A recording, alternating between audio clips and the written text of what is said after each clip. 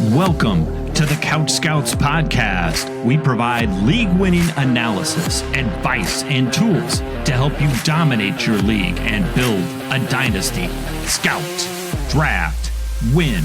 Here's your host, Matt Cooper. Welcome to the Couch Scouts Podcast. I am your host, Matt Cooper. With me, as always, are my co-hosts, Matt Rupert. How you doing, my man? And Matt Jackson. What's going on, guys? Oh, just the trio is back together for what feels like the first time in a while, and it's almost football season. It's so close. I can taste it. It's we got preseason football, which is better than nothing, but man, week zero college football this Saturday. That's right. Yeah, we got college football and NFL football right around the corner, and I can't wait. I mean, look, let's be honest. Like, we keep putting out content for you guys over the summer because, we feel like it's important to keep cranking it out consistently, but sometimes it's like there just isn't that much to talk about. Nothing's happened since the last time we podcasted, and I'm excited to watch real games and then have like new and fresh things to talk about every single week.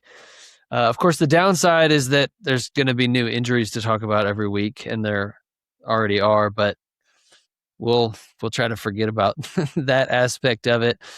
But this is tonight one of our last summer podcasts, and this one's going to be a little bit more of a dynasty theory podcast. We're calling it The Art of the Rebuild, and next week we'll be doing The Art of a Contender. So, we talk a lot in Dynasty Fantasy Football about figuring out, are you a rebuilder or are you a contender, and moving in one direction or the other, not getting caught in the middle. I personally try to have most of my rosters either like top 3 contender in the league or top 3 contender for the number 1 overall draft pick for the most part. And the question that we're going to be tackling this week in great detail is with a rebuild, when do you rebuild? How do you rebuild? Like, when do you know that it's time maybe to blow it up and start your rebuild? How long should a rebuild take? What are some tips and tricks for doing it well? So we're going to get into all of that tonight, and I'm pretty excited about it. So let's jump right in. And the first question that we're going to tackle here is, how do you know when to start a rebuild? Like, how do you tell the difference between, maybe you've been contending for a while.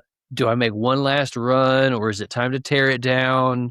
Maybe you haven't been contending for a while and you've been kind of kidding yourself into thinking that you're a contender, and you've had 3 or 4 first round exits in a while in the last few years. And you're like, do I blow it up, or am I one piece away? Which direction should I go? So I'll throw it to you, Jackson, first. How do you know which direction that you need to go in? And what are some of the telltale signs for you that it might be time to tear it down? Yeah, I think one of the biggest things you have to do when it comes to telling if your team is a rebuilder or not is just honesty with your roster, right? You kind of mentioned some people being stuck in the middle because they think that their team is better than it is. If you're looking at your roster and you see, hey, I've got some good players, but once we start talking about flex positions, bye weeks, like, it starts getting a little dicey there. Yep. Like, one of my telltale signs of a really strong competing roster is depth, right? Do you have depth to survive bye weeks? Do you have depth to survive injuries? Can you plug and play, 3 or 4 guys on your bench into starting positions? Sometimes it's even more than that. If you don't have that depth and your roster is getting a little old and it's not really competing, like, that's a telltale sign for me that it's time to start rebuilding. On the flip side of that, if you're looking at, like, do I have one last run? I think looking at a guy like maybe like a Devontae Adams last year is a great example, right? Your team has some older guys, but are those older guys still producing at a pretty good level? If that's the case and you have depth, then maybe you have one last run in you. But for me, it starts and ends with honesty and the depth of your team. I mean, you really got to be honest with yourself. Do you have it or do you not? Yeah, I think that's a great point. And specifically on the flex pieces and the bench, I think one thing that doesn't get talked about enough in Dynasty is that like when you want to contend in Dynasty, you have to probably be a little bit better than your average redraft contender, right? Because it's just the two formats are so different. Like leagues can get a little bit more unbalanced because there are teams that are maybe trying to tank or trying to trade away their best players. It's a little easier. Like if I'm a contender in a redraft league and I want to go acquire somebody like Derrick Henry, I've got to pay up like in a way that is going to hurt my team in other positions. Maybe I've got to trade a really good wide receiver to go get that player.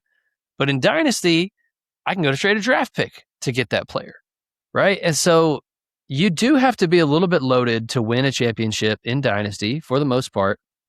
And so when I look at rosters and I'm going down and I'm going, okay, you're starting like Jalen Warren and DeAndre Swift. I think we saw one posted in the Discord this week, and he said he was a few years away from contending. So this is not a guy that was like kidding himself, but he was debating like, should I trade for Baker Mayfield?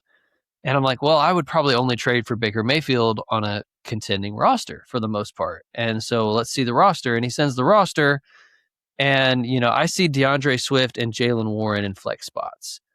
And I'm like, that immediately is a flag for me that like, you're not there yet. You either need to add some pieces or you need to rebuild because, then you go looking at the bench. It's like, okay, so what happens with injuries? What happens with bye weeks? If the best players you're starting right off the bat in a best case scenario is Swift and Warren, then what happens, when one guy gets hurt? All of a sudden you're putting in like a, I don't know. I don't remember who he had, but you know what I mean? Like, it's like, okay, all of a sudden now one guy's hurt and I'm having to plug like Marshawn Lloyd into my lineup or something. Yeah.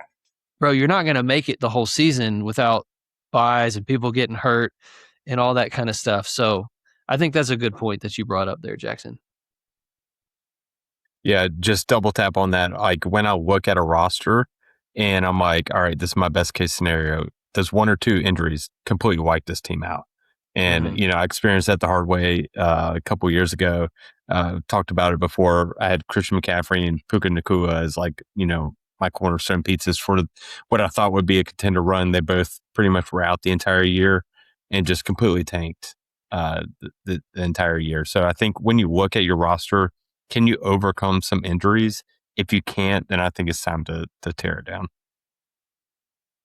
Yeah. And, in terms of the one last ride thing, that's probably one of the hardest things to figure out in Dynasty because at the end of the day, the goal is to win championships. And you don't want to sell yourself short and blow up a team that could have another year.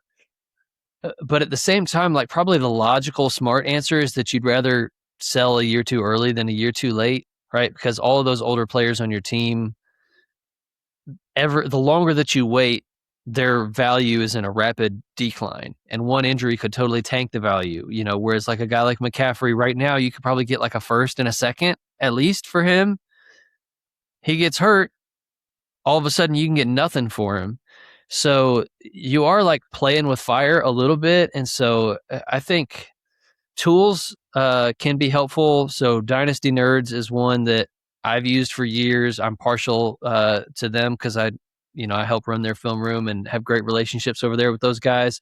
But they have a league analyzer, which will, it uses their rankings, but you can actually go in and put your own rankings in and ask the league analyzer to use your rankings instead of the Dynasty Nerds guys' rankings if you want. So it's very customizable, but it'll look at it from both a dynasty value perspective and a contender value perspective, where like draft picks are worth 0, guys like Derrick Henry are worth more, so on and so forth. And it'll tell you where you stack up in their eyes against other teams. There's algorithms and stuff that plays into all that. So, that can be helpful. I pull that up and I'm like, okay, I want to be ideally top 3 or bottom 3. And if I'm in the middle somewhere, it's like, do I need to add pieces or do I need to sell pieces away? So if you feel like you got lucky winning a championship last year and you're coming into this year and you've got some players that are on the wrong side of 30, it might be time to think about, hey, why don't I go a year too early instead of a year too late and see what I can get for some of these really productive older players? Because otherwise what happens is, let's say you go for that one last ride with a Devontae Adams, with a Travis Kelce, with a Derrick Henry. If you've got 3 or 4 of those guys on your roster that are that type where this literally could be the last year for them, and you don't get that championship, well, now you're starting a rebuild whether you like it or not, but you're starting with no assets in the cupboard. You're starting from 0 instead of, okay, next year I'm starting my rebuild, but I've got 4 first-round picks in the hopper, right? That's very different. So, that's a hard one to figure out, but it's an important one to figure out. All right, well, let's move on to our second question here, which is, when I'm rebuilding, do I always have to acquire picks? When can I acquire players? When does it make sense in a rebuild to acquire players instead of just draft picks? Now, oftentimes on a Dynasty podcast like this, we talk about everything in terms of what is this player worth in picks, because that's just easier to that's general language that to give you a ballpark idea of a player's value. I could tell you,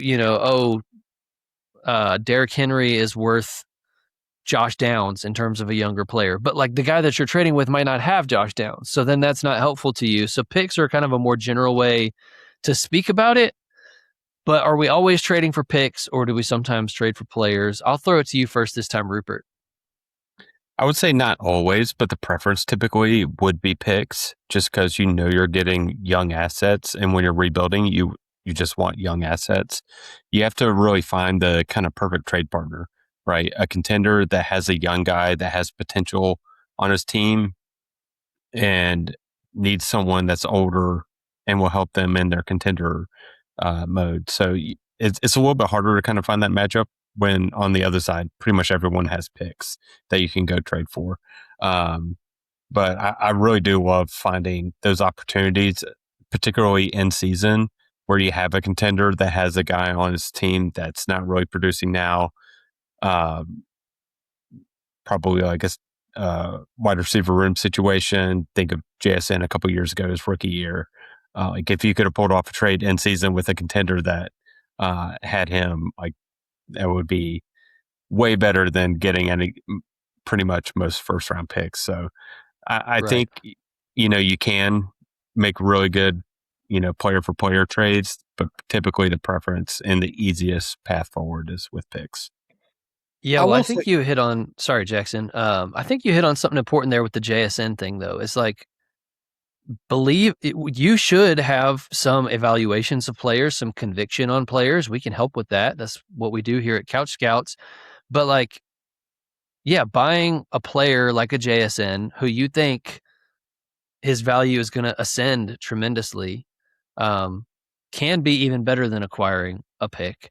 So, trusting your conviction, buy low with the hope that, it's almost like playing the stock market, but not necessarily because you're not having the intention I'm going to resell JSN. You're just saying hey, I want to trade the asset that I currently have on my roster for an asset that will be more valuable a year from now than he is today, because the player on my roster currently is going to be less valuable a year from now than he's going to be today.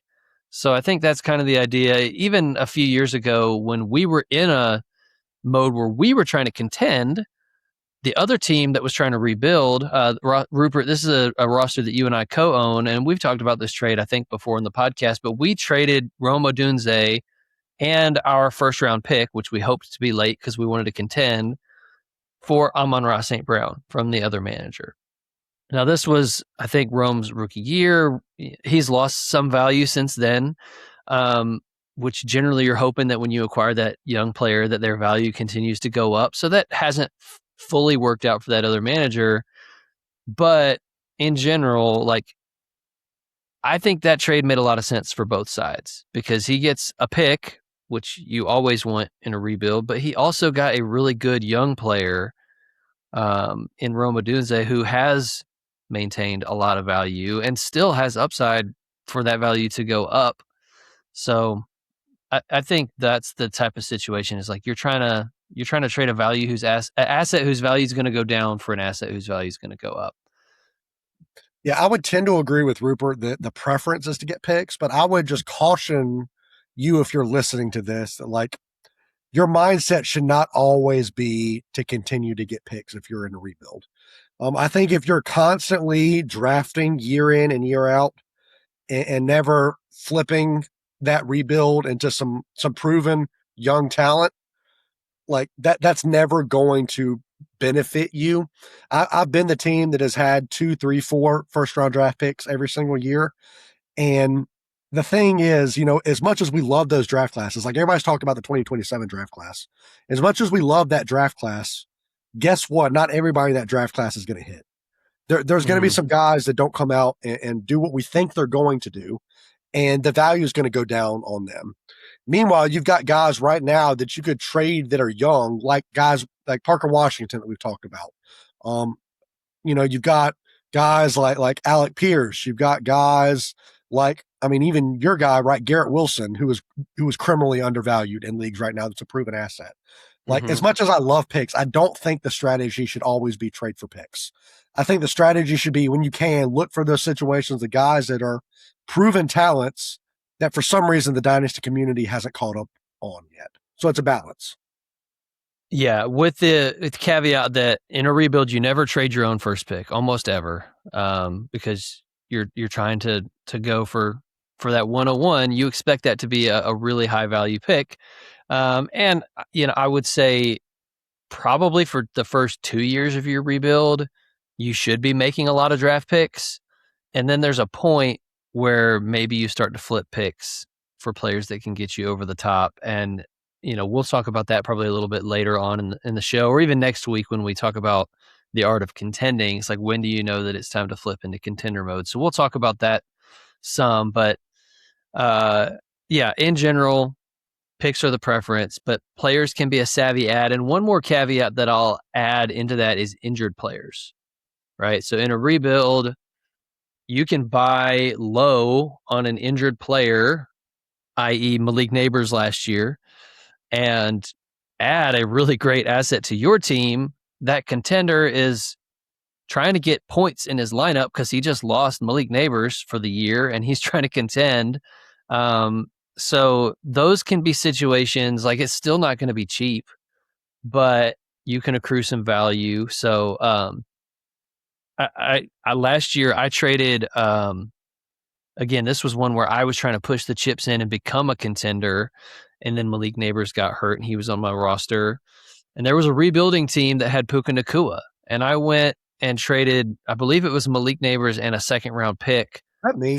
Because I've done that exact trade. I think I might have been. No, I don't think it was you. It was with my guy Joe O'Leary from the Dynasty Lounge. Great guy. But I did that exact trade last year. Did you? I was the Malik owner.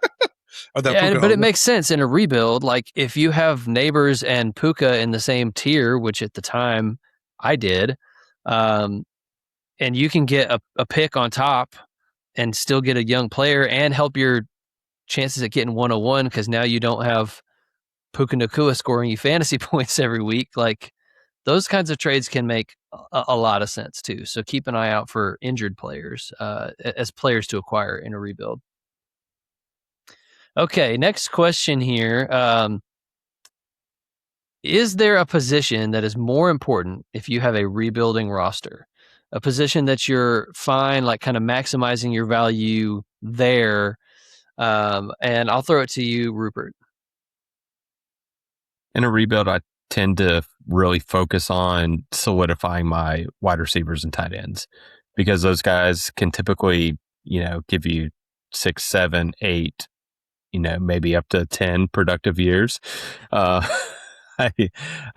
like to solve that piece of the puzzle first, and then you can kind of look to quarterback and running back a little bit later.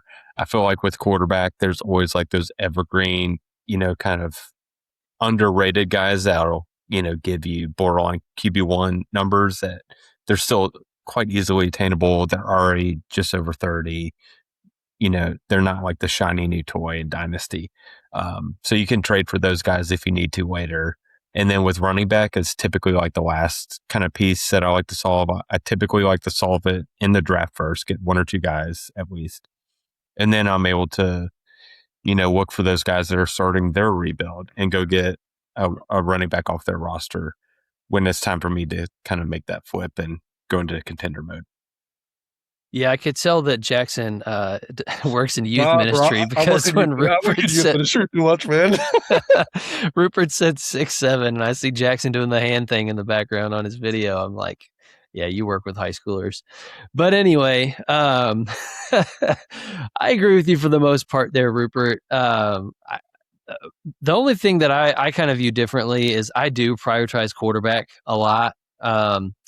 And I just think, like, if I can hit on a quarterback early in a rebuild, like, they're the most expensive to buy. They're the hardest to acquire. I get there's some evergreen players like a Baker or a Jared Goff, but even those guys are they're gonna cost you.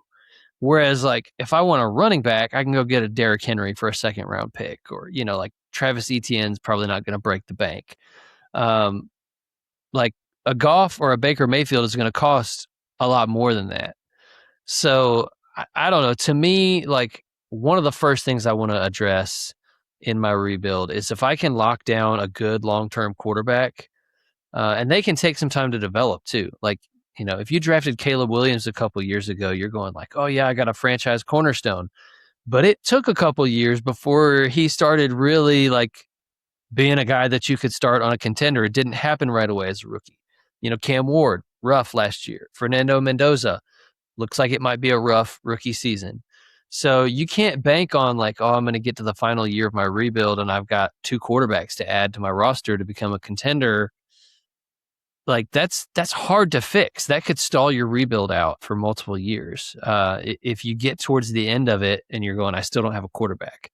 Because you need to have a top 3 pick in a lot of cases in your rookie draft to get a real cornerstone guy. And maybe when you're towards the end of your rebuild, maybe you're not picking top 3 anymore. Maybe your roster's gotten good enough where you're picking 6th or 7th. But yeah, I work with college students. It's not much better. I really need, if you're listening to this podcast, to watch the video that's attached to it, not just listen to the podcast. But that's kind of the only place that I differ from you, Rupert, is I would prioritize quarterback pretty heavily early on in my rebuild. And then I would say too, like, I do fade running backs, but I like to acquire a bunch of handcuff running backs on a rebuild, because those guys aren't scoring me points. And then as soon as they become relevant, I can flip them for 2nd round picks and get a bunch of value that way. So like, if I have a wide receiver 3 or a wide receiver 4 sitting on my bench, I never know when I can start them. They'll go off sometimes. They won't. They might affect my max PF. But a backup running back is almost always going to score me 0 or close to it, and then immediately become a trade asset. So that's a little, I guess, trick that I like to do in rebuilds, is have those backup running backs. I feel like too, running back is one of those really volatile positions as well. Like, because of the usage on some of those guys that you want in your running back roster, like the workhorse backs, like, injuries can just really mess up that rotation a lot. So, and there always seems to be, even in bad seasons, running backs that you can draft that'll score you points. So I would tend to agree there. And also with the quarterback thing, like, if you can lock down your cornerback, your cornerstone quarterback situation, like, every single rookie draft from then on out, you just hit running back, wide receiver over and over again. Like, the rebuild becomes easier once those quarterbacks are on your roster. So I would agree with you there, Cooper. Yeah, you don't put yourself in a position where you're like, oh man, I really like Mekhi Lemon, but should I take Ty Simpson? I really need a quarterback. Like, no, you shouldn't. The answer is always no to that, by the way. But you don't even have to think about that if your quarterback is locked down. So before we go into the next question, we're going to take a quick break. And I got to let you guys know about the awesome resources we have at CouchScouts.com. We have a rookie guide, which is 60 plus, 70 plus, I think, players deep, with in-depth scouting reports. It's the ultimate cheat sheet for dominating your rookie draft. So if you have maybe it's a home league, or whatever, a more casual league that didn't draft back in May, and maybe you're drafting here close to the season, that's going to be a really helpful resource to you. And most of that content was finalized like right after the draft. So it's not a slave to a bunch of like camp hype. It's evaluation based on what they did in college, which can be really helpful this time of year, especially to like drown out all the camp noise and preseason box scores and whatever, and just get evaluation of their college tape.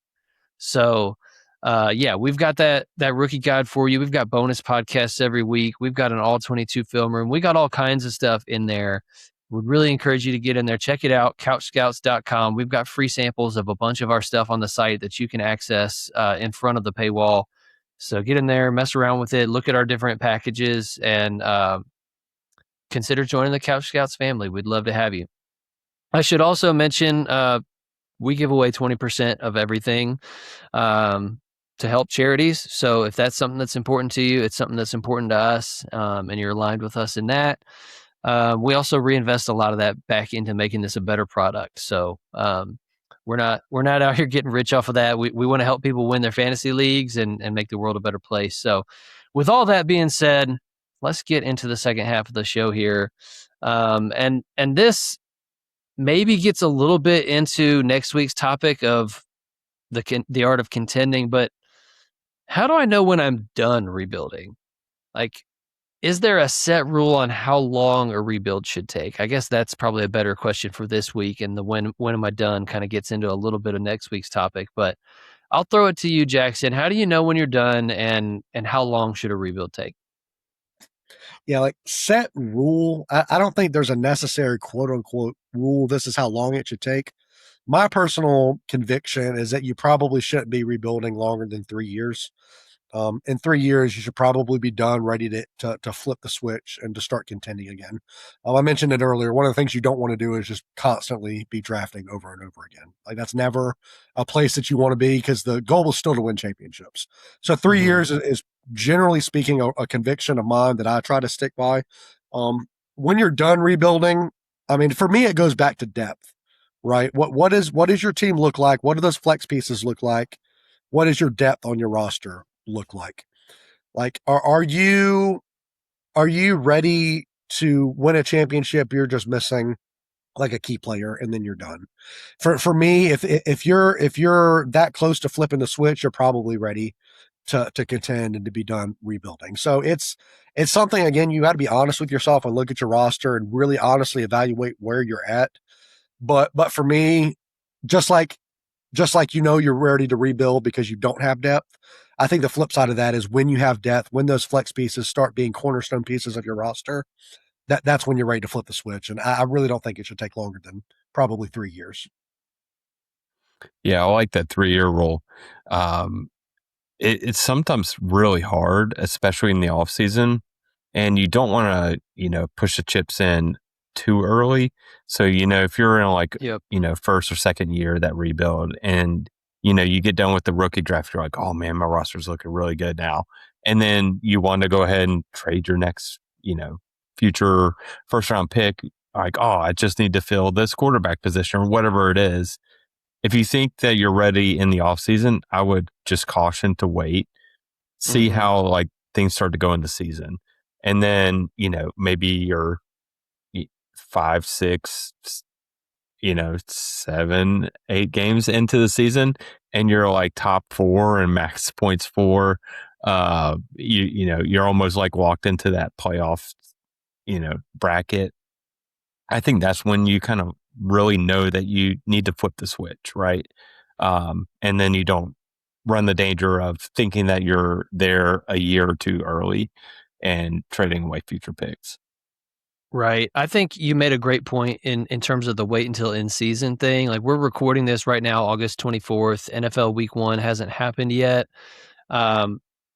This is a good time for us to be having this conversation and talking about it, but it's not a good time necessarily for you, the listener, to be making these decisions.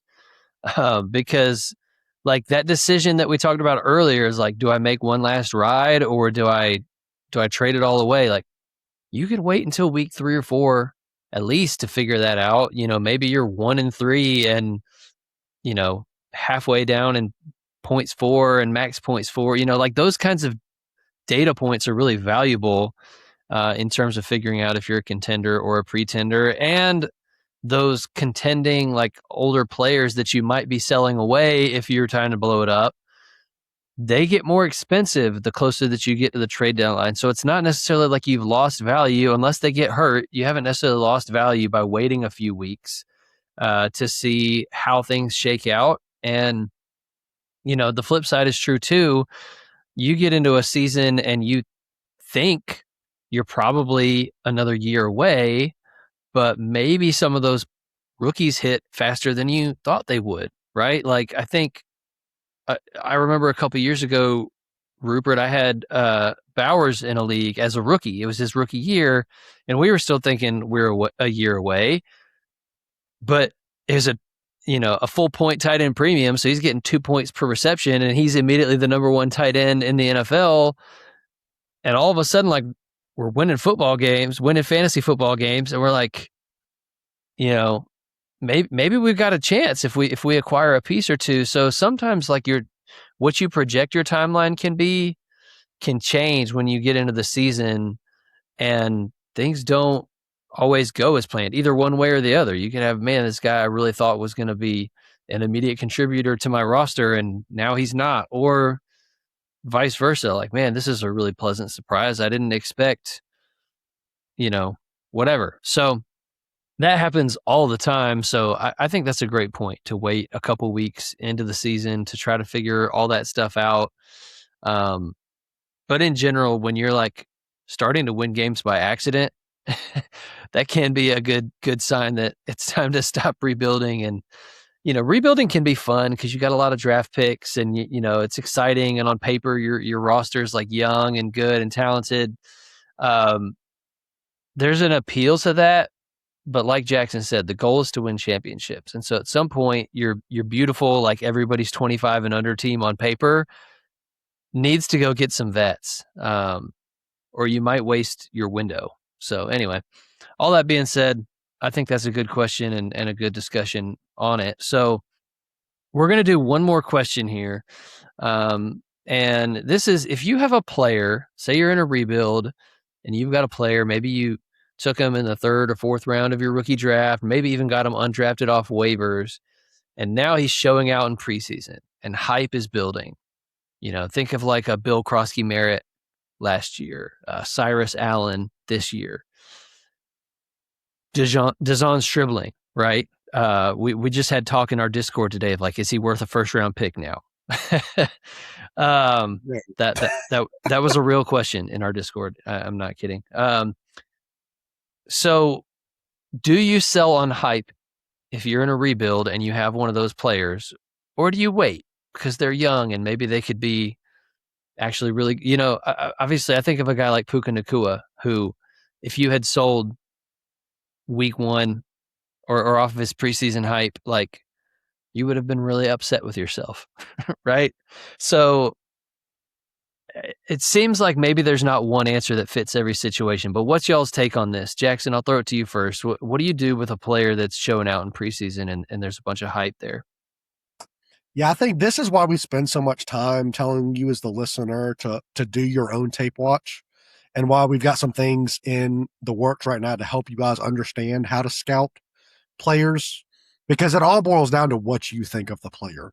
Like at some point, you've got to know if you believe in that player or not. For example, if you watch the film and you're like, hey, there's something here and he just needs the right situation, that's a guy I'm probably holding on to at least a season to see what happens. Now, if it's just a matter of it's preseason, he's getting snaps because the team's not playing their starters, and we don't really know. I didn't really like the film to begin with. For me, that was Bill Krosky-Merritt last year. Like I think that's when you sell off the hype. But this is why we say all the time, do your own tape watch, right? Because at some point your own conviction, your own idea has to pop into this. And if you're like, if this hype is all that's ever going to be, like that's a guy that I'm willing to sell. But then there's guys like, Puka. I'm throwing it way back. I don't know if you guys remember Arian Foster when he was a thing forever. Yeah. I mean, there's guys that have roles but you just have to know if talent-wise they can handle that kind of role.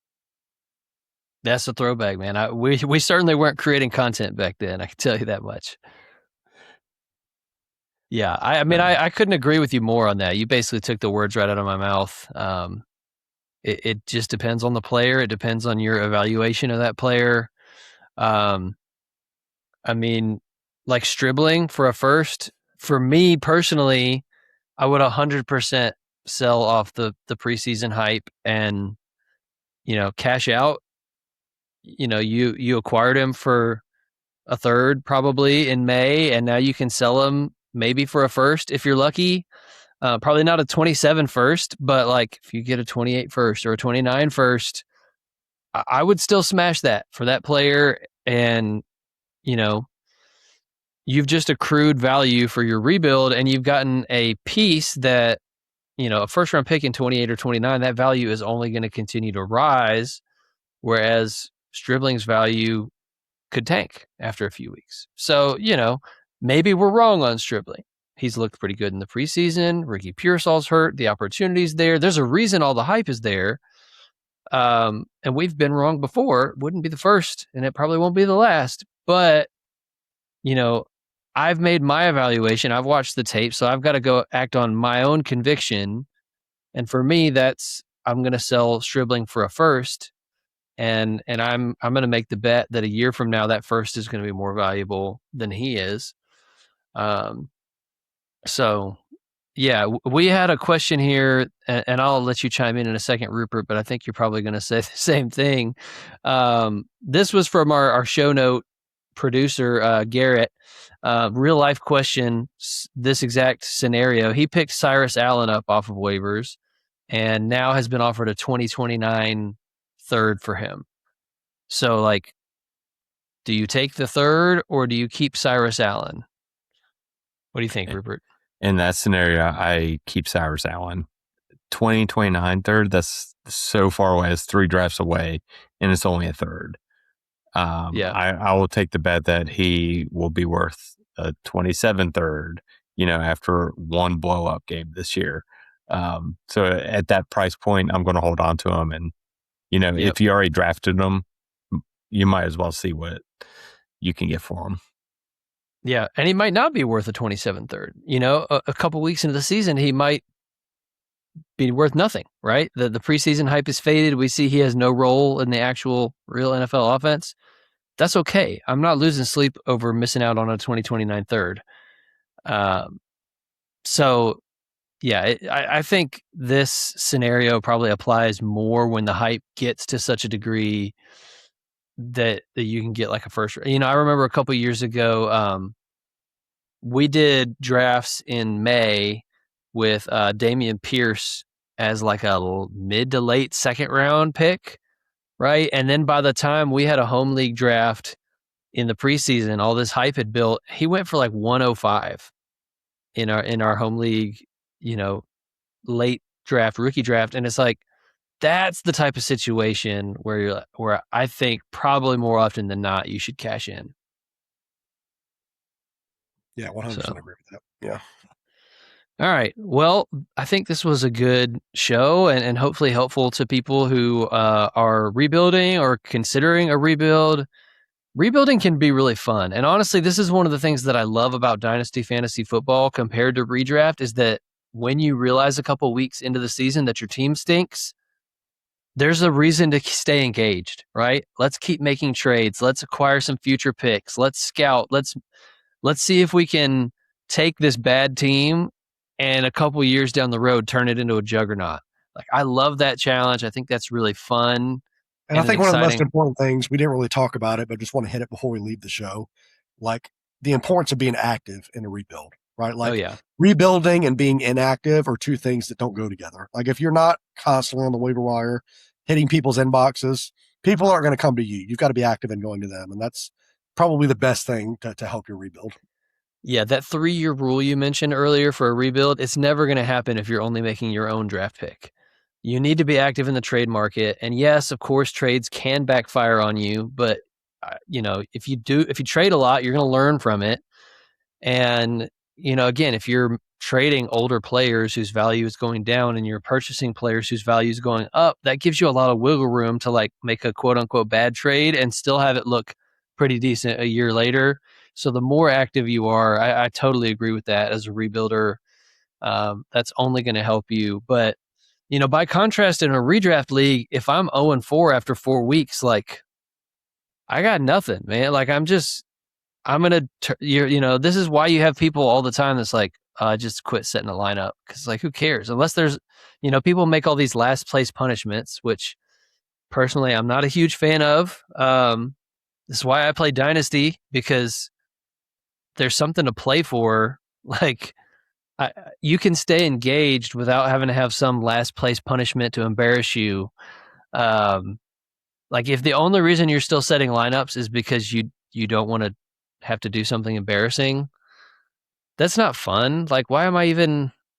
So I'm making the time out of my busy schedule to set lineups in a league that's completely pointless because it's redraft and I have no chance, just so I don't have to go sit in a Waffle House or whatever. Like, play Dynasty fantasy football, guys. It's the rebuild aspect can be really fun. So hopefully you guys enjoyed this episode. I know I enjoyed it.